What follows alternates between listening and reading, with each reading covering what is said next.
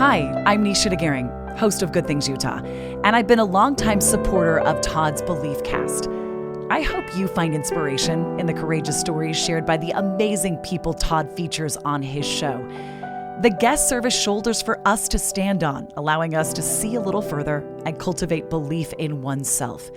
Remember, you have the dignity and power to change. I encourage you to keep striving and believing in yourself.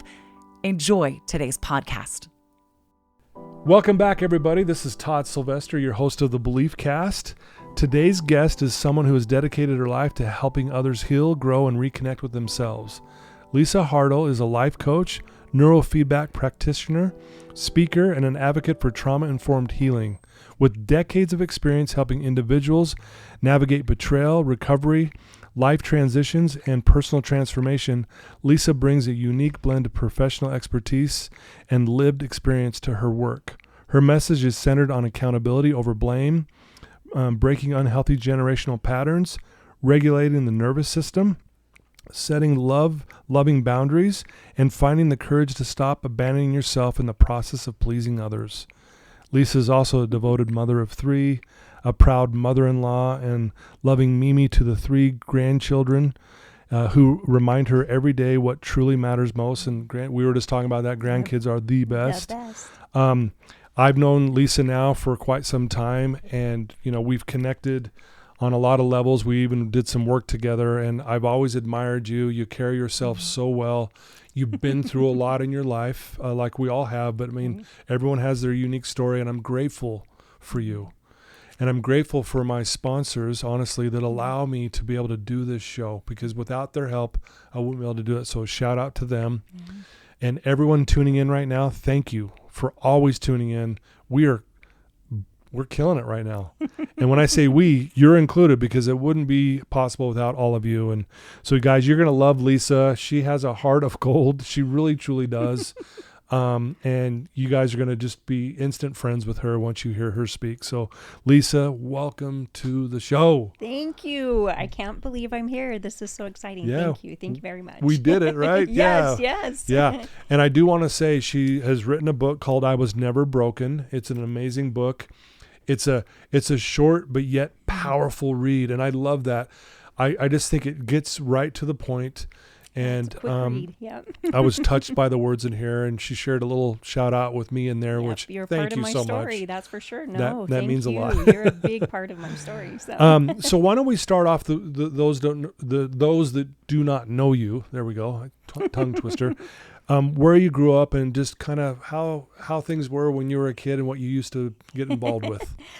I grew up in Layton, Utah. I graduated from Layton High, a Lancer. Oh, you're a Lancer. I'm okay. a Lancer, yes. Right on. And I loved high school. A lot of friends, a lot of fun.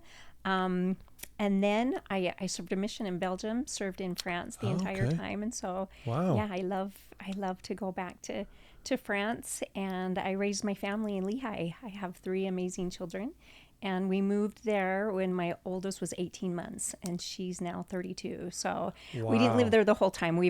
They've now moved. Yeah. All my kids are married, but raised them from 18 months until she did get married, so like 26. So I love Lehigh as well. That's considered home. But I now live in St. George. I've moved down to St. George a few years ago. So I need a place in St. George and in Lehigh. That's the goal. That's the goal. Yeah. So you can go back and forth with no restrictions whatsoever. Yeah. Well, and I have a daughter that lives in Lehigh as well, so I love that area. It's grown. When we moved there was one stop sign, not even the stop light. It was one stop sign, and now it is ginormous. Silicone slopes. There's a lot happening for there. Sure. Yeah. Well, you mentioned a mission, and I want to talk to you about that a little bit. Missions, I always hear they were great, but man, they're tough. They are hard. I raised my kids. I was very honest. Missions, they're hard. They're very hard, very humbling, physically hard. Yeah. And I raised all three of my kids. I didn't sugarcoat it at all. And they all three served, and it's just. Well, and I think that's good that you were upfront with them about it because they can handle it. Right. You can just like you handled it.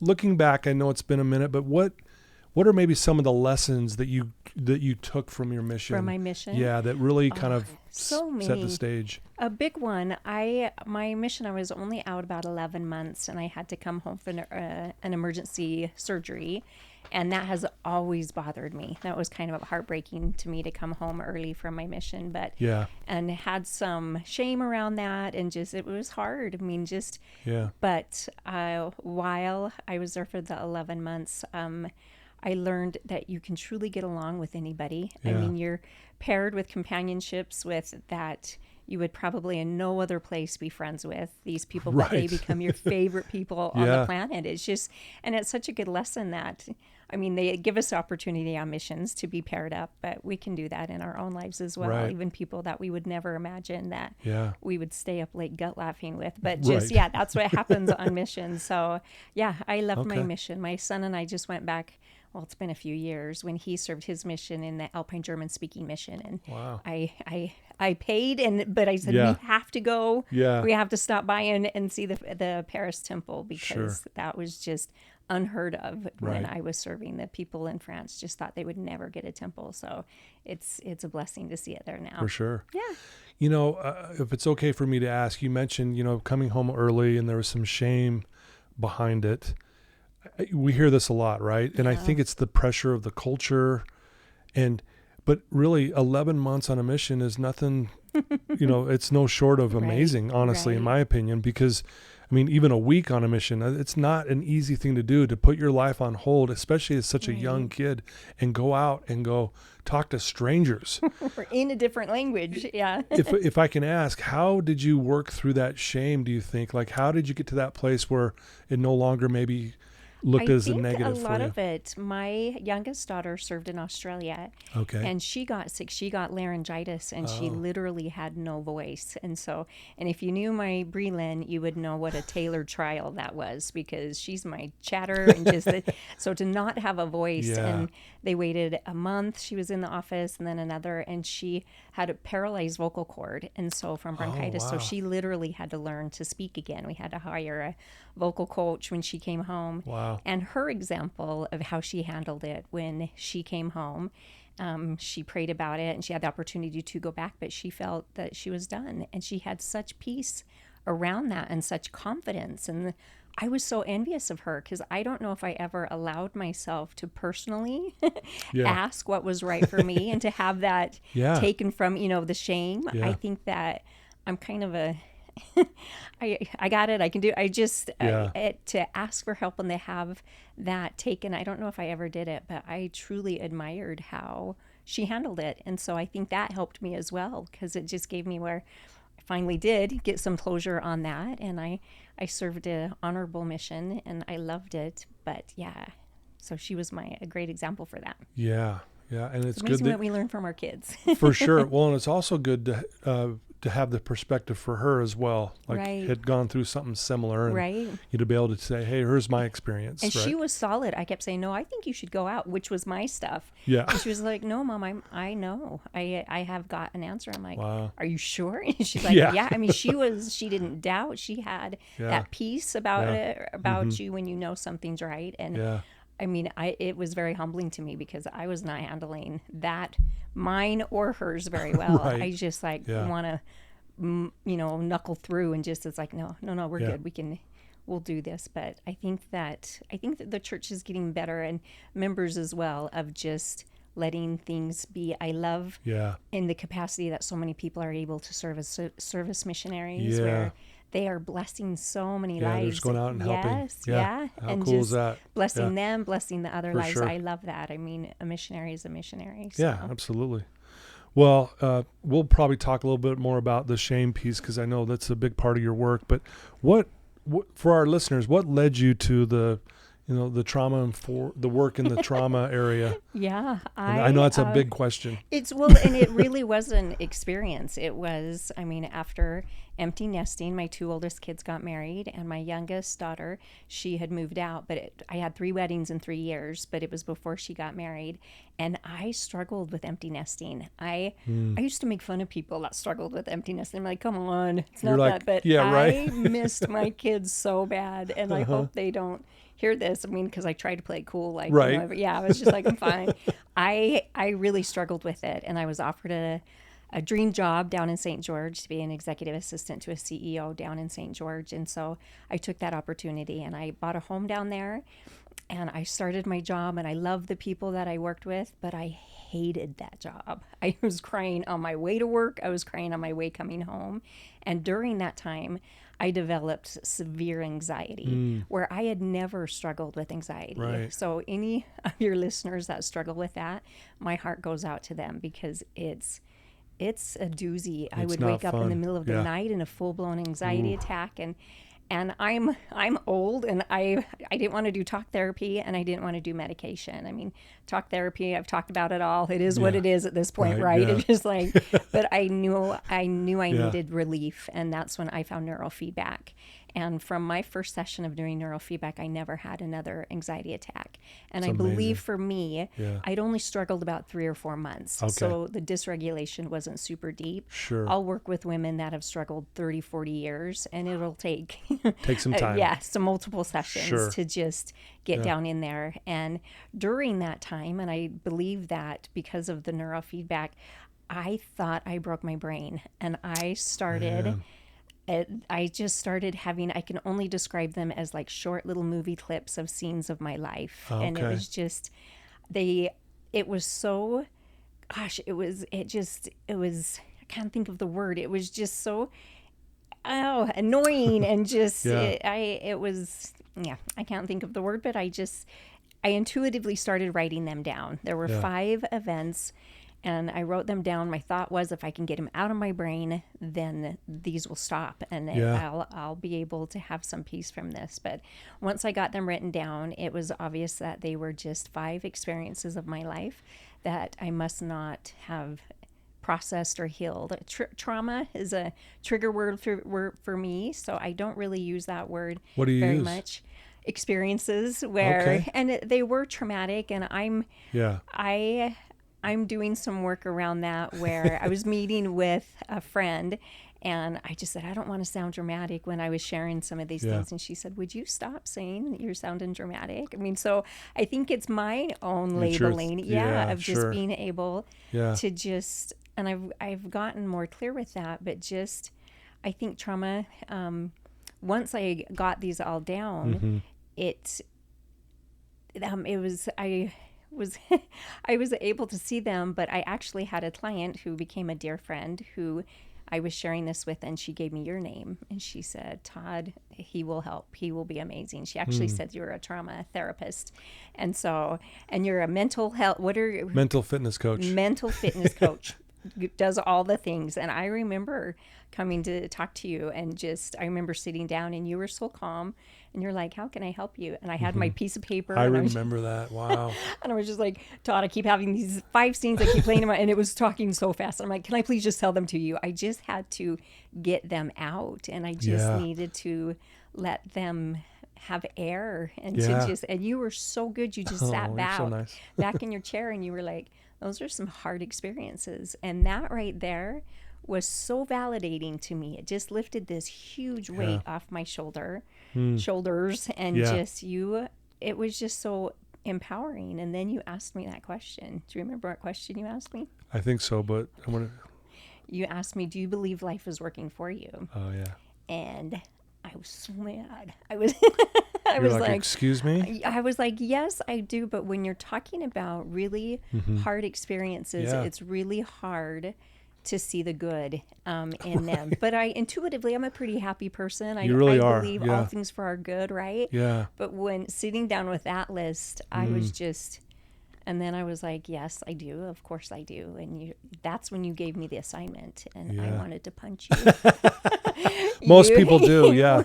You said, I want you to take each of those experiences and write 20 ways how each of those have blessed your life. And I was like, you are crazy. Yeah. I mean, it's such a brain twist. Yes. It's just it's so hard. I mean, one of the experiences, my brother passed away in a drunk driving accident when I was 11. And I was just like, how on earth could something good come from that? And it took me months. I mean, it took me a long time. I wrote each one and then the 20, and sometimes I could write one here and then one on this one. Yeah. But with my brother, I really learned to value life. And because of him, I send flowers 2 weeks after the funeral to people, because I remember walking down the hallway after he passed away, and I share about it in the book, and just my knees just went weak and I just slid down the wall, and it was just like, he's gone. And that's when it hit me, because nobody was bringing meals, nobody was checking in on us. It was just the quiet settled in. And so that was one thing that's good. I think that, and I learned that grieving needs to be done in community. I mean, and just learning to be there. And so each one of those events, I was able to do it. I came up with 20 ways that they blessed my life. And at the end of that, looking back at the list, so much gratitude. I mean, they're the best parts of me. The things that I learned from that. You're going to make me cry. Holy cow. I mean, it's so true. Those are my greatest gifts. It's going to make me cry too, because to have gratitude for hard experiences is just, it's a brain twist, but I wouldn't trade any one of them for anything. So. Well, it's funny as you're saying this, I'm reflecting back to that session we had together, and I remember you holding your notebook or whatever it was with those 5 things, and you were shaking. You were literally shaking. And man, but what I really loved is the courage you had that day and the vulnerability that you were willing to show. It was amazing. And I think, we hear this a lot, and I think Brene Brown's one that, penned this, where the amount of vulnerability we're willing to express will be equal to the amount of happiness we have in our life. Wow. So if vulnerability goes up, our happiness will go up. If vulnerability goes down, happiness goes down. Oh, and I love that. And as hard as that was for you, and again, you carry yourself really well. You're very positive. You glow, honestly. You really do. Everyone says that about you, by the way. I know you just shake your head, but it's true. But man, to see you do that, and I know that is one of the toughest assignments, to be able to look at your hard experiences and go, this really happened for me. I don't, and it reminds me of this quote by this Hindu monk, and I can't pronounce the name of this Hindu monk. It's like a mile long. So forgive me, but it goes like this. Your trials didn't come to punish you, but to awaken you. Wow. And that's why I gave you that task, because I wanted you to see this was the wake-up call to your greatness. Right. And man, here we got this beautiful book you've written. I Was Never Broken. We're going to get to that in a second, but yeah. So thank you for letting me be a part of that journey with you. Thank you for sharing your gifts, because that's exactly what I needed. And I'm down in St. George and you're up here. And there was I don't believe in coincidences. I think I needed to have that exact assignment and those words and that advice, because it really was life-changing to me. And it's just, I mean, with the book, I never planned on writing a book. And I really feel like that Heavenly Father's like, okay, I think that we are living in I believe in unhealthy generational patterns need to be healed this side of the veil. And I think that there's work that needs to be done here and now. And I think chain breakers are being called and being asked to do the work, to heal their families, and they'll heal generationally up and down. So I love what you said, chain breakers. Right. Ooh. Yeah. I love that. I've always known I was a chain breaker. I love that. My dad struggled with alcoholism, and it's just from a very, very early age, it was not going to affect me or my family. Very early. And that's what fascinates me, is how we repeat these patterns. That when my brother died in a drunk driving accident, I was like, knucklehead, why are you drinking? We saw what that did to our family, but it's what we do. It's and so that's where my hope and my motivation, this is not to point fingers or blame.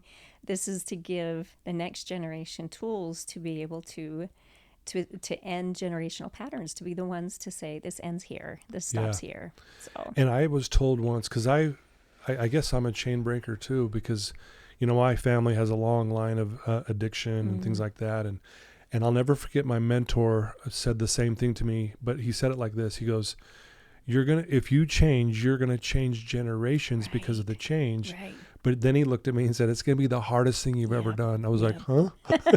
I go, I didn't want to hear that. Well, and I think that a little bit, my dad was the same way. At the end of his life, he was able to beat it. He was able to beat his addictions, and he worked in the temple. We're members of the Church of Jesus Christ of Latter-day Saints. And so I think for so long, that shame kept me silent, where it's like, Dad's doing so good now, don't mention this anymore. But for the first half of my life, his drinking was really traumatic. I mean, there were some detrimental things that you just shove and stuff and you don't talk about it. And it's just, my dad has passed on, and I feel him stronger now saying, no, shares end, because he was able to break it. And so he's the OG, he's the original chain breaker. My family, my kids never knew what it was like to have someone come home drunk, or to wonder. Right. I mean, they had no idea. They didn't even see no idea. No idea. Chain breaking can be kind of a lonely place too, because you don't really fit in. I think it is lonely, because I went through the same thing. I felt alone. Yeah. Here I am doing something completely different, raising my kids differently and this and that. So you can be a lonely place. And even your kids that you're doing it for don't understand. They don't have a clue. There's no concept there. They were like, which what? is the point. That's why we did it, right? I mean, that's where the work is. But still, it's just like, it will all work out. Well, I love that. Thanks for sharing. That was really powerful. You, in your work, you do a lot of talking about, with your coaching and training and stuff, about accountability over the shame piece or the blaming. Yeah. Would you mind elaborating a little bit more on that? Because I think our listeners, will really benefit from that. Yeah, I was talking to a client the other day. I mean, she has some trauma and she's really angry at this person. And it's like, once you are aware of your trauma, it's yours to heal. That person, the abuser, nobody can heal that for you. No matter, even if you get the apology. Yeah, even they say sorry. Yeah, even if they spend the rest of their lives trying to make it up for you. Healing and that accountability. That's why in the book I call it 1,000% accountable. And I had a client I used to run a group, and she would make so much fun of me. She's like, 1,000%. I'm like, the reason why I say 1,000% is because sometimes something's done to us that we did nothing wrong. Yeah. And our 100%, it's more than that. It's outside of our realm. Yeah. And so it's a little dramatic, but it's 1,000% accountability, because you're responsible for your healing. You're responsible for your joy as well. It's like the magnitude of it. It's 1,000%. Like this is your gift to work on. Here, let's go. And sometimes it's not fair. No. I mean, sometimes when people are like, well, they shouldn't have, or they've done that to me or whatever. There are some really unjust things that happen, where that's where that brain twist comes in, of doing the work for yourself. Yeah. And I mean, forgiveness truly is for yourself, not the other person. It really and is. So that's accountability. I think there's so much power in being accountable. Yeah. And I think there's so much victim mentality. Like, I hate this saying, I have a love-hate for hurt people, where I'm like, I feel like that's a permission slip, where it's like, I got hurt so I can hurt. And it's like, no, hurt people can heal people. And it's just square your shoulders. This isn't your... I love that. Well, we all have hurt. Right. So you're right. Does that give me the green light to go hurt someone else? Well, I'm hurt too, so I'm going to hurt you. And there are so many people that really do kind of carry that chip on their shoulder, where, this happened. So, and I don't have much patience for that. I think that we are meant, I think a lot of times we'll go through experiences that we can learn from, and to turn around and to lift someone else up. It's exactly what you've done with your life. I mean, you're so good at, I learned these lessons, let me turn around and lift someone else. Yeah. I mean, I call it walking them home. I mean, let me walk you home. Yeah. Wow. Dang, powerful. Well, you're a great example of someone who has been through a lot of hurt and been hurt before, but yet you're helping others. And again, you have that You really do have that about you. Like even when I first met you, even before we went into the stuff that we were going to talk about, I could already tell you were just this person that everyone loved and loved being around. And, you just had this glow about you. I really mean that. Well, that's very, very kind. I feel like I've been very blessed. I've lived a very happy life. And I think that that's another part where the responsibility comes to share and to help someone else. In my patriarchal blessing, it tells me that I'll be an example and people will come from far and wide to be taught by me. And I think the reason I was able to raise 3 amazing children pretty much on my own was for other single women to say, oh my gosh, if she can do it, she's 5 foot nothing. It's just if she can, I can. Yeah, well, you're a 5 foot powerhouse.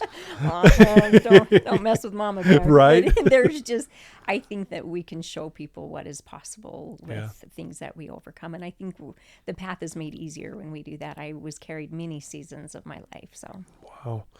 Well, we kind of touched on this already a little bit, but how do unhealthy patterns get passed down to our kids? Yeah. And then how do we stop those? Right.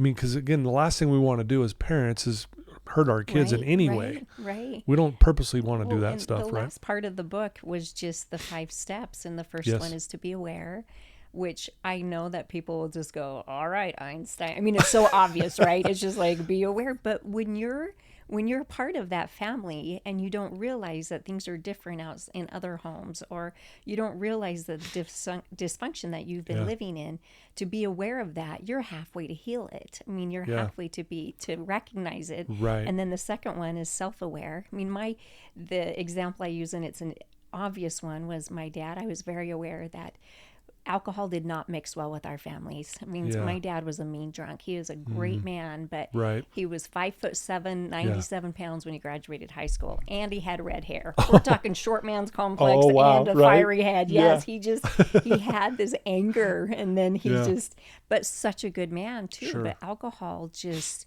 fueled that for him, and so from an early age, I was aware of it. I was self-aware. I never drank ever. And it's just, he made that very easy for me.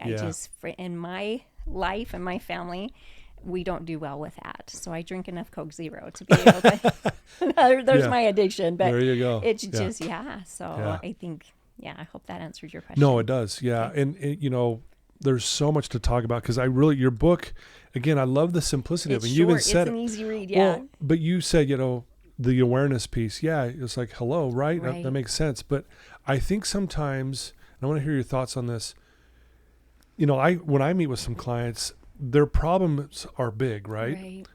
But they're looking for like a really complex answer to their problem almost. Right. It's like, but when you tell them, no, it's right here, this simple little thing, here's the answer. Yeah. They fight that. Why do you think that is? Gosh, I'm sure I've done that I'm not sure. I think sometimes simplicity it's too simple, where it's just like, really? That's because the next step is humility and grace, where I think that, and maybe that's why we make it so hard, is just something to be able to understand other people and to maybe understand their wounds and to maybe not judge. If I lived the exact same as someone else and I had the same tools and the same life experiences, who's to say that I wouldn't make the same choices they did, right? There's no judging. You can't. We all have had different life experiences. That humility it kind of evens the board. It kind of makes us all the same. I'm not really answering your question with You're doing good. No, you're good. I like where you're going. I think that comes, and then if it's bigger, the humility and grace, that's where I think grace is a gift from our Heavenly Father, Christ, where when it's too big for us, where we can literally, and I had to learn this one, literally say, I can't do this one on my own. Yeah. So, and it's just, and there is power that comes with that to be able to, that's where the grace comes in, but it's required with the humility of just not for sure that judgment. So I didn't even answer your question at all. No. Well, no, I think you did, but I would, it reminds me of the story in the Bible of the Moses and the brazen serpent, where everyone got bit by the poisonous snake, and he said, all you have to do is look at this and you're going to be healed. You're like, no, and no, everyone's like, what? And I think it's human nature for us to like, it can't be that simple. You don't understand. I've got poison in my body. You know what I mean? I can't look at that and that doesn't make sense to me. But I think sometimes that does trip us up. And again, my point of bringing this up, Lisa, is your book. I mean, it's so beautifully written, and it really just gets to the point. There's no like guesswork. And I think that's what makes you good at what you do. Well, thank you. Yes, very. And you answered that question way more beautiful than I did. So, but it's just, no, I think you're right with that, and it makes me think of when I was a single mom. I was way more empowered to ask for blessing, especially in my prayers, and just because I was confident to say, my kids need this. And it's just, but when I became an empty nester and it was just me, that was really hard for me. I had to learn that whole journey of the simplicity of asking. And I want to take a moment to express my heartfelt gratitude to the incredible sponsors of the Beliefcast podcast. First, Craig from Craig Swap and Associates. If you need an attorney, he's your guy. Trustworthy, compassionate, always there when you need him most. Next, Wasatch Recovery, the greatest university on the planet, transforming lives one day at a time. Sandy from Minky Couture, the creative genius behind the most comfortable blanket you'll ever wrap yourself in. Comfort like no other. Special thanks to the award-winning pianist Paul Cardall for his beautiful music that brings inspiration to every episode. And having the faith and the trust to receive the answers, because that's been a whole journey to me, because I was a confident mama where I was just like, okay, you need to help me with this. She's struggling with friends. It was just, but that left with my kids, where I think that's some of the gifts that comes with being older and empty nesting, is just learning how to be whole, just as your own. A friend asked me, she said, what's your answer when someone says, what is wholeness? And I said, wow, I think I'm in the process of discovering that. I'm right now, because I'm learning little bits about me, but and confidence to be able to think, just me, little old me, I deserve that as well. And it's just, learning that it's been a journey. I love that. I mean, you're obviously a woman of faith. You wear it on your sleeve, which I admire so much. Talk about how that has played a role in your life and even into the work you're doing today. Wow. That's a big role for me. My parents they divorced when I was 11, and they all left the church. And I just kept going to church, little 11-year-old, all by myself. I liked how I felt at church. But could you imagine, just the little kids walking on in, sitting down, and just going to my classes. I could see you doing that, actually. That doesn't surprise me. I was even shorter now then, that I know you, it doesn't surprise me at all. It was and I'm so grateful that I did. It has been a complete bedrock for me. It is my foundation, and I am so grateful to have that. I don't know how, and I know a lot of people, but to raise a family without the gospel, for me, it was such a blessing. It just makes life easier. Any faith, I think, will make our lives easier, and it's just, it's like knowing you have this friend that's got your back at all times, everywhere and anywhere. Yep. You can talk to this friend at any time.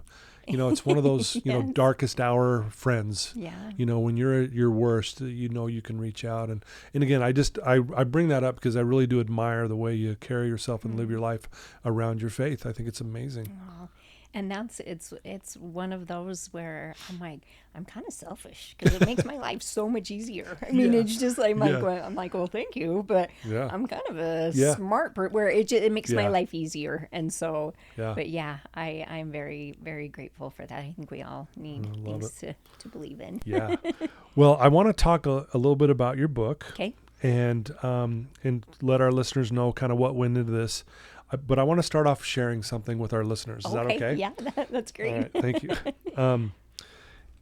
Amazing book, by the way, guys. You guys we're going to show you how to get this book. But this is from My Story to Yours. I'm not going to read the whole thing, but I want to read some of it, okay?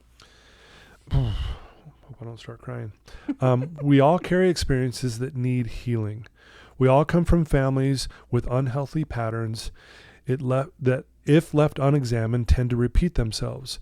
My motivation, this is Lisa talking, my motivation is sharing my story of finally learning to sit down with my own pain, to heal what I could, and to break the patterns that have been passed down, is to create a space for you to do the same, to slow down, to sit with what has gone unhealed, to honor it, to learn from it, and ultimately become better because of it. I believe that a loving Heavenly Father who, in His wisdom, placed us in families as part of His plan. We are here to love and support one another. But we are also here to learn to forgive, to learn how to develop compassion for wounds others carry, and also to find compassion for the wounds of others that others cause, and still we choose to do better. To be better, healing does not require perfection. It requires willingness to see clearly. And I want to stop there, but I love that, because again, it's kind of what has set you apart and kind of set you free. So amazing book, guys. I Was Never Broken, A Chains Breaker's Guide to Healing Unhealthy Generational Patterns. Tell us why you wrote the book and what went into this, and maybe some of the big aha moments that you got from doing that project. I wrote the book because I had that experience where I don't know if Heavenly Father was just like, all right, knucklehead, you've got to deal with these, where it's just like, I'm a shover and a stuffer.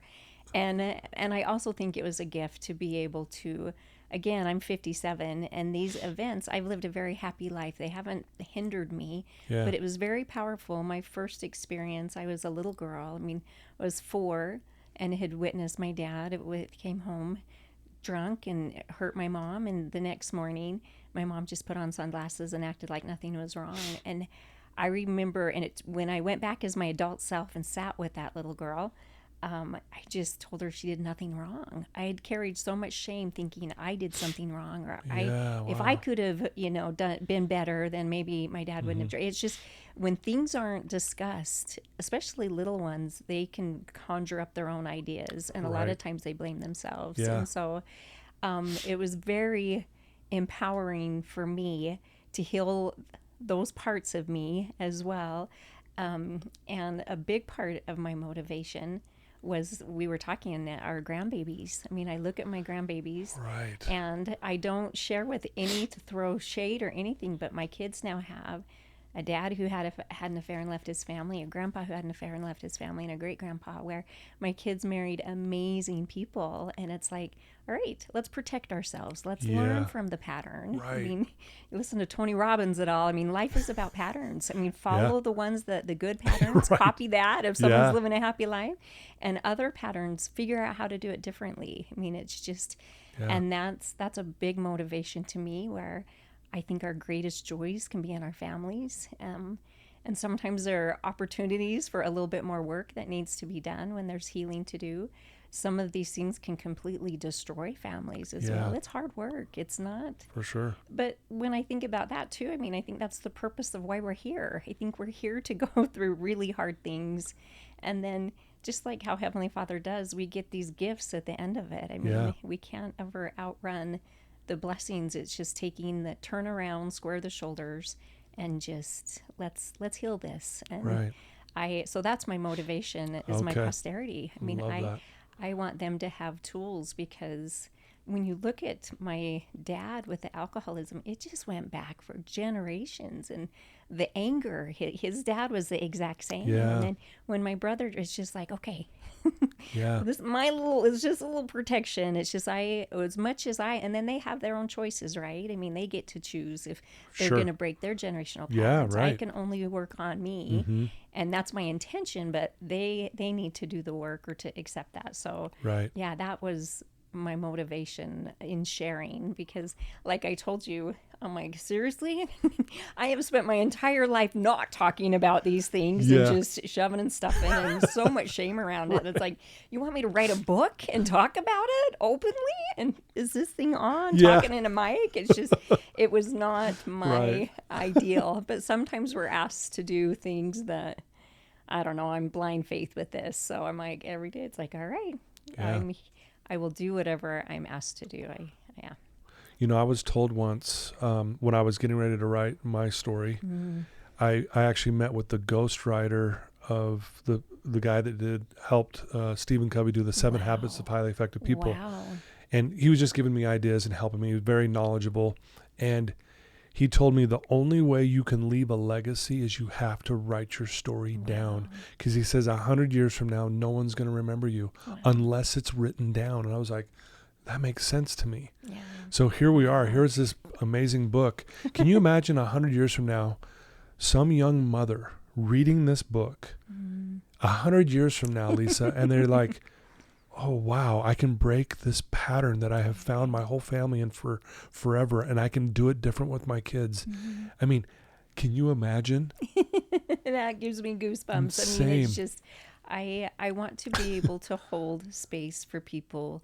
I think our parents, I mean, they didn't talk about things at all. Ever. I mean, mine didn't. Mine and it's just, it was just swept under the rug. And I want to hold space, not to throw shade, not to point fingers, not to no blame. Everybody has their own wounds. I mean, I did a 7-day silent retreat, and on day 3 of swearing and all my meditations and blaming and pointing fingers, day 3, you finally are like, oh, I understand why they would do that. I mean, you just see their history, and it's just, and then the compassion for what they're carrying, and it's just, that's where the healing comes at. It no longer affects me, and just to say, I send love, you go fix you, but just no longer of that anger. And it's just, I hope that it will give space for people to be able to, first of all, be aware of if anything is unhealthy, and then the self-aware, that's the hardest one to say. I mean, I've had a lot of betrayal in my life, and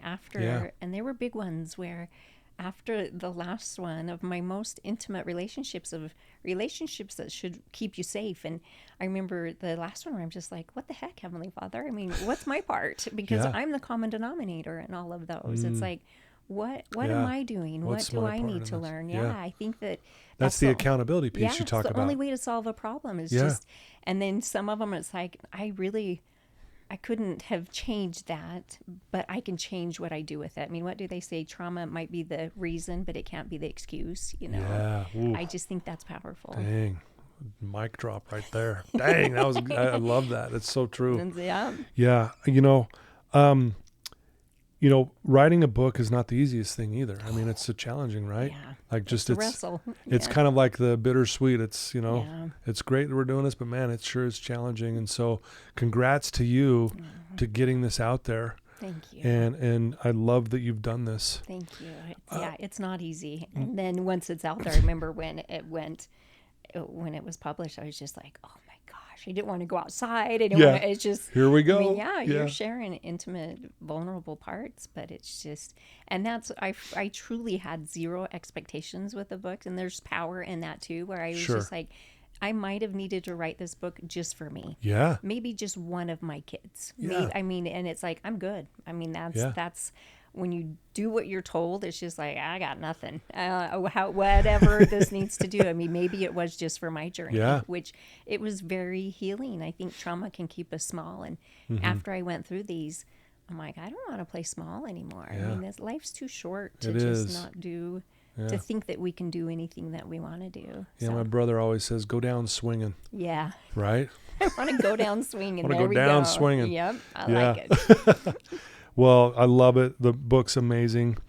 I want to ask you, what do you love most about yourself? That is a tough question. Since doing this, there are a lot more things that I love about myself. I don't know if it's menopause, getting sassy, or I don't know, but it's just, you get to a point where I'm pretty proud of how I've handled a lot of things in my life. And I think that I love quickly and easily. I think that's what I like most about myself. I love quickly, easily, and fiercely. Yeah. It's if you're in my circle, it's a fierce kind of love. Yeah. Well, I have felt that. You've been so good to me and kind and nice. And, you know, like I said at the very beginning of this, you know, everyone listening to this, you could be instant friends with Lisa. You know, she is one that you want on your side. And, but that's a great answer. I really love that. If someone's tuning into this right now and they're in a dark place, they are not doing well at all, and they're looking for something, what would you tell that person right now? I'm so glad you asked me that, because I've heard you ask that before. Yeah. And Todd, I was in my car, just finished listening to one of your podcasts, and I was in a dark place, and I just sat there and I said, okay, what would I say if Todd ever asked me this? And I intuitively just closed my eyes and put my hand on my heart. And I just said, Heavenly Father, I feel very alone right now. Can you please tell me if you're here? And I immediately felt this just flush of the Spirit and just love. And I just felt this, you're never alone. I just felt his love, and it was just kind of a kind chastisement where it's like, if you don't feel me, it's because you've stepped away from me. I'm always here. And if you ever need me, quiet your life enough that you can hear me. I mean, and it was just one of those moments and reminders that when I get too busy or life is crazy and whatever, I've stepped away from the source of love and to not feel so dark. And I know just like with my neurofeedback was pretty quickly, sometimes we get so far gone that it might take a minute of just sitting, and it might take a couple days, but to always know that you're never alone, and he will always be with us, always. And we can have a witness of that if we ask. So it's like I said in the beginning, learning to ask and feeling confident enough to receive. So that's a beautiful answer. Thank you. Thank you for asking. Yeah. And I know listeners, right? Come on, write that down. Well, man, you're so easy to talk to. Like, we've been doing this almost an hour, and it felt like we talked for 5 minutes. Like it felt like a 5-minute conversation. I mean, it went that fast. That's you. No, I don't know. Well, your gifts, Todd. You're the one doing the work here. I'm just asking the questions. But if people want to reach out to you, Lisa, and get to know you better, follow what you do, and buy your book and learn more about your coaching and just kind of the things that you do, what would be the best way for them to do that? It's not all that great, but I have an Instagram. You're so funny. It's just Lisa Hartle Coaching, but that's an easy way to reach out to me. Someone could send me a message but I post on there.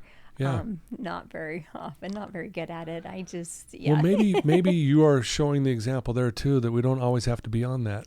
You know what I mean? Right. Yeah. Yes. I love following my kids and seeing what's going on. That's kind of my motivation there. But no, that would be a great way to reach out there. And, And is that the way to get a copy of your book? What's the best way for that? It's on Amazon. It's on Amazon. Yeah. Okay. And Amazon. Okay. And we'll put the links in the show notes so they can click right to your book and click right to your Instagram page and ask you a question and that. But thank you for sharing today. You're welcome. That was awesome. Full circle moment right here. Right? Yes. This is so cool. Like it really is. Like God is good. God is good. Right? Yes. There's purpose in all things. Yeah. And thank you for sharing your gifts. You are very good at what you do. That means a lot to me. Thank you. You're making me cry again. I cried several times in this. But yeah, thank you so much. Thank you for what you do. I'm here to support you any way I can, and just know that I'm one of your friends rooting for you always. Thank you. You're welcome. Back at you. Okay, thanks.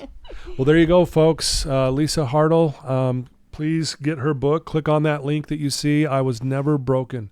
Click on that. Order the book. Give it to your whole family. If you have a friend or a neighbor or a spouse or a cousin that's struggling and they need some uplift, get them a copy of this book. Reach out to Lisa, ask her a question. Like she said, she'll definitely respond and help any way that she can. She's that type of person. But I love you guys. Thank you for tuning in. Again, thanks to my sponsors. You guys are the best. I could not do this without you. So thank you for supporting this. It means the world to me. And everyone listening, I love you. I freaking love you. I really, truly do. Till next time.